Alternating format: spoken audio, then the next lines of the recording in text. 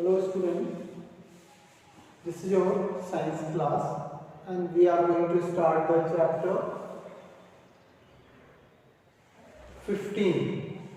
Chapter 15, Air Around Us.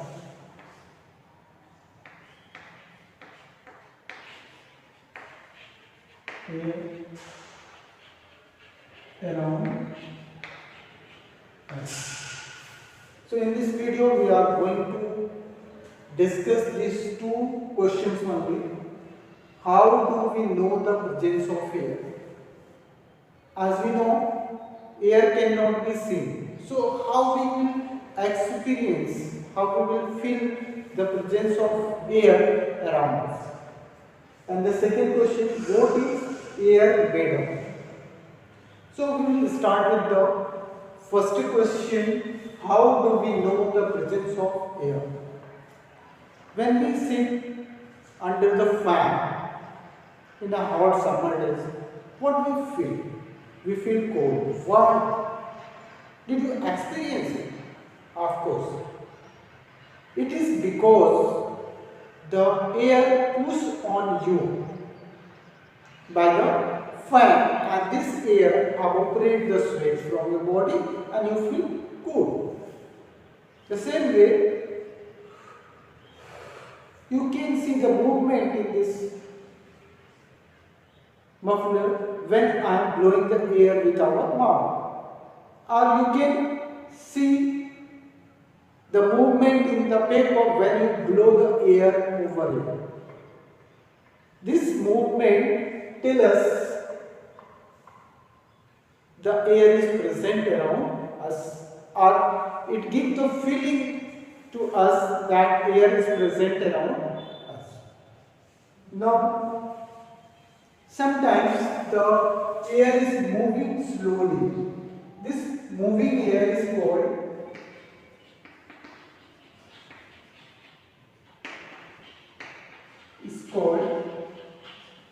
wind. So when wind is blowing, you can easily see the leaves of the plants moving around, and sometimes the plants also uprooted. At that time, the speed of this wind is very high and it swamped the dust particle along with it. So this high speed wind is called storm, and when it included or swept the dust with it, it is called dust storm. When this wind blew with a very high speed, it swept the dust from the field or the road, and then it is called dust storm. This dust storm is so powerful that it can collapse or damage the building, uproots the plants, and also the poles of electricity or telephone. So the first question is answered now. I hope all of you have the answer of this question, how we can experience the presence of air. Now we come to the second question, how is air made of? Before the 18th century, still 18th centuries, the scientists also believe that air is a substance. Air it is a substance, but after the 18th centuries, these two scientists, Mao and Lavoisier, proved that air is not a substance.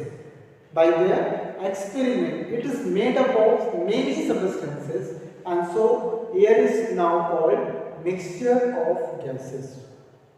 So air is called mixture of gases now, and this is experimentally proved by the two scientists Mao and Lavoisier.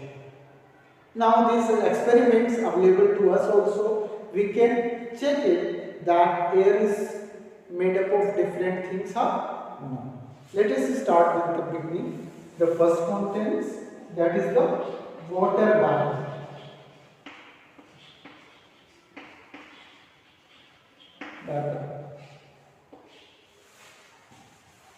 One experiment I have already taught you in the class, which show that air contains water vapor. A simple experiment is there. You have to take a glass tumbler and wipe it from the outside. So there should not be any droplets of water. Now put some ice cube in it. This is the ice cube and keep it for some time.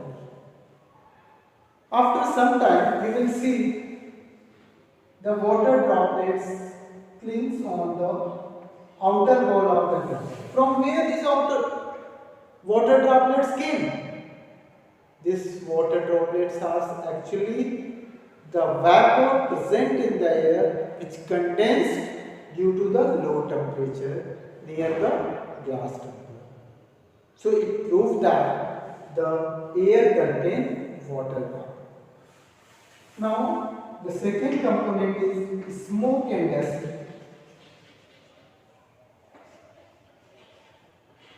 Smoke and dust.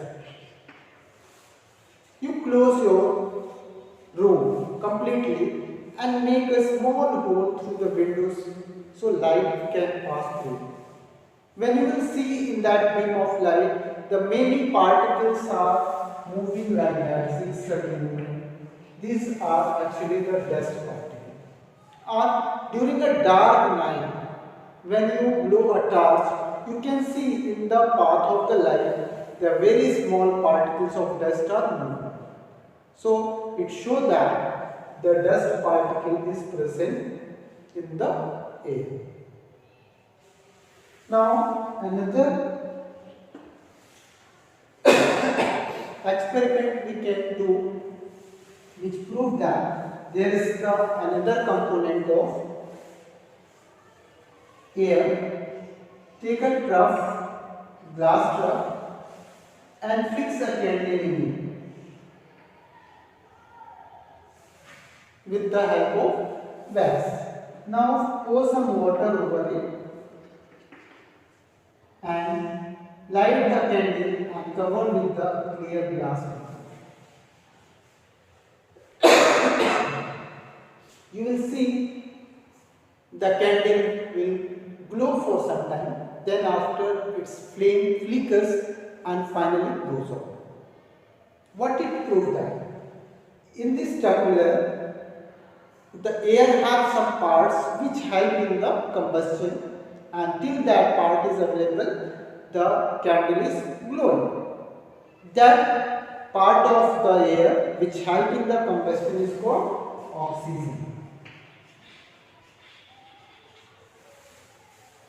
That part is called oxygen. And you also observe some level of water is raised up. It shows that some part of air is used.